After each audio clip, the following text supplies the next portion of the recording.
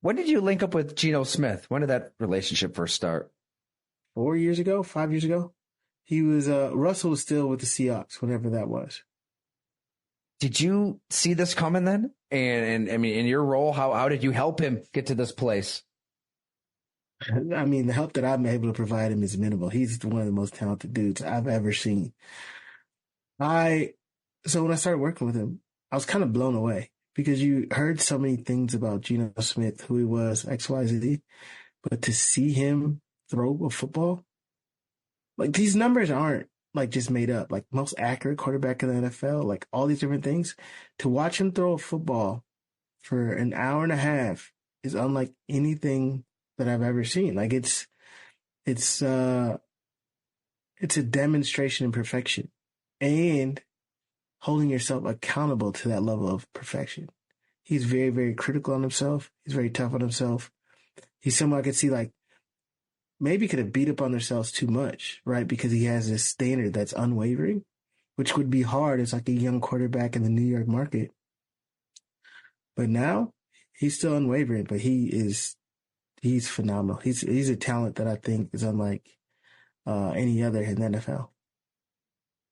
I just don't understand how a quarterback can go almost a decade as a backup and be completely written off as a bust, as a never was it through the New York market, right? He's spat out.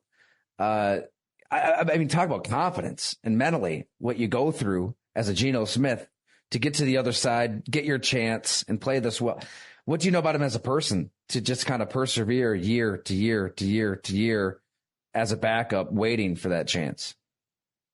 Man, he's mentally tough, right? And that mental toughness has allowed him to get this far. I couldn't imagine doing it. And even if you really look back, like think about who he was as a quarterback, he comes out his rookie season, he still throws for 3,000 yards. Like he's someone who I think more than anybody got just like an unfair perception about him. Like he's in the punched fight. in the jaw by his teammate. I can't Poly breaks his jaw. Right, yeah, like those things happen, and it's just like he kept getting a whole bunch of wild breaks, and then he's with the Giants.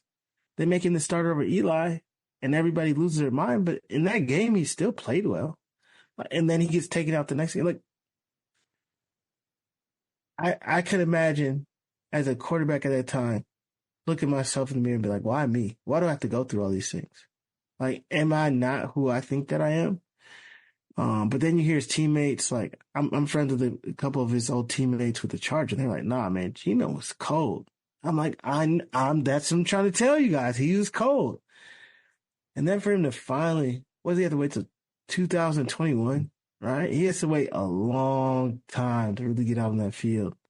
Well, maybe it's 2002, but he has to wait a long time for him to get out on that field and really show people like how talented he is. And since then, it's been special. Man, it would have been 2016. The Jets played at Buffalo. I believe it was week 2. I was at Bleacher Report, and I did a story on Geno Smith because that was fresh off the punch, and he's a backup, right? Fitz is the quarterback. He won a bunch of games the year before, so they re-signed him, and it's like, you know, like you just said, every bad break that can go your way, and he's absorbing it all. And it was after that game in the locker room, I loved the honesty. Number one, he said that he was still, quote unquote, pissed off. I'm still pissed off that they re-signed Ryan Fitzpatrick. He wanted to be the guy. And he said right then, like, I'm not going to go up. He said, I believe in myself. I was the starting quarterback at one point. I don't see why I can't be again. Like, and at that point, I don't know if anybody thought Geno Smith would get another shot, but he had the confidence that he'd get his shot. Then in 2016, you have to wait, 6.5, 7 years to really be the guy again. And I'd imagine he probably grew a lot over that period then too. I just wonder in what ways he even grew as a quarterback behind the scenes, which is hard enough. I mean, you know, Jordan Love's coaches have talked about this, like the mental toughness to wake up every day knowing I'm a backup.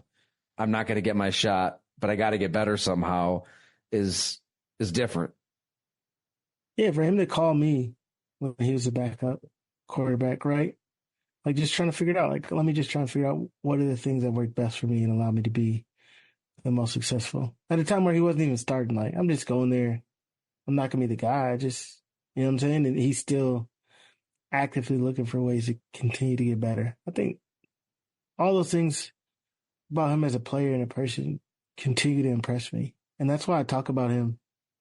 To me, he's the person I'm proudest that I get the ability to coach.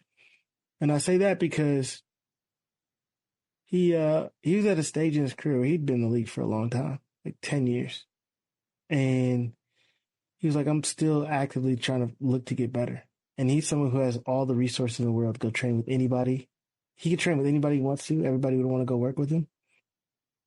And he's like, no, I want to go work with you. And to me, that means a lot. Like someone who has faith that I can help them get better when they're at that stage in their career. And someone who works tirelessly to be one of the best in the NFL. And I'm thankful to be able to work with people like that. Him and Tyrod, I look at differently just because they were vets in the game and they decided like they wanted to work with me. That's pretty cool. Yeah, Tyrod's one of a kind in his own right. That's a great dude. That is a great dude. And he's got a lot of unlucky breaks too. But he also, he got some good breaks. Stabbed in the lung. Yeah, shoot. God. With Geno, though, just to wrap him up, like where is he? When you look at all the quarterbacks across the entire NFL, the way he's playing right now, granted, your relationship with him, we'll let that slide, Quincy, but you also know this position as well as anybody. Well, where would you put Geno Smith? Because I feel like we haven't talked about him as being one of the best or in that upper tier. Maybe it's time to at least consider him inching toward that class. Yeah, so for the last 3 years, I'd say he's definitely top 10. This football season, I would say the best 5 quarterbacks this season who've played the best. Him, Derek Carr, Kyler Murray, Sam Darnold. I'm not really sure who 5 is right now, but those 4 have been playing the best out of anybody in the NFL to this date. No, we're only 2 weeks in, and we get a lot of time to continue to keep playing. But we'll see. Baker Mayfield's up in that conversation too. That's someone who I haven't been a fan of, but he's been balling. Like, you can't take anything away from the way that dude's been playing.